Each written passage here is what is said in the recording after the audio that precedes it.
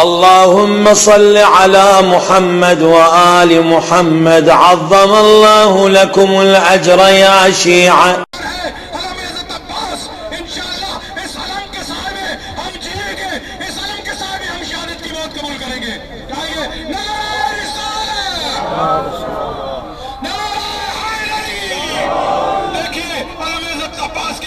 آپ نے اس جگہ پہ وعدہ کیا، یہ جگہ وہ ہے جہاں پہ حضرت عباس کے بازو قلم ہوئے، یہ جگہ وہ ہے جہاں حضرت عباس پانی لے کر گئے. ہم انشاءاللہ پوری دنیا میں علم حضرت عباس لہراتے ہوئے آج کے دور میں امام کی غیبت میں یہ علم اس وقت علم ہے مرجعیت کے پاس، رابر معظم سید علی خامنہئی کے پاس، فرزند دارا قائد ملت جعفریہ علامہ سعید نقوی کے پاس. آئیے اس علم کی حفاظت کرتے ہوئے آنے والی نسلوں تک اس علم کو منتقل کریں.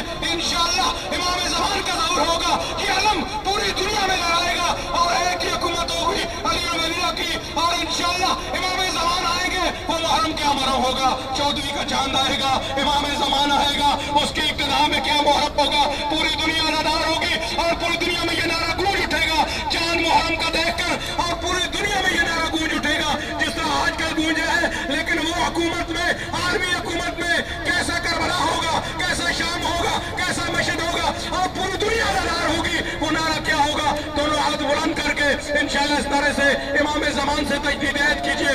اپنے گھروں کو پاک کریں گے گانوں سے، اپنے گھروں کو پاک کریں گے موسیقی سے، اپنے گھروں کو پاک کریں گے بے نمازیوں سے، اپنے گھروں کو کوئی آدمی انشاءاللہ آپ کے گھر میں جو علم لہرائے گا، کوئی شرابی نہیں ہوگا، کوئی زانی نہیں ہوگا. علم لگانے کا وقت مقصد یہ نہیں ہے فقط ہم علم لگا لیں، نیچے ہم ڈش چلائیں، نیچے ہم اینٹینا چلائیں، نہیں. علم لگانے کا مقصد یہ ہے کہ حضرت عباس کے جو مریض ہیں اس علم کی حفاظت بھی کریں گے، کردار سے، گفتار سے اور رفتار سے. دونوں ہاتھ بلند کرو اور امام زمان سے یہ تجدید یاد کرو. علم لگانے کے بعد ہم امام زمان کی راہ ہموار کرنے کے لیے اپنے آپ کو ہمارا اور تیار کریں گے. لبیک یا حسین، لبیک یا حسین.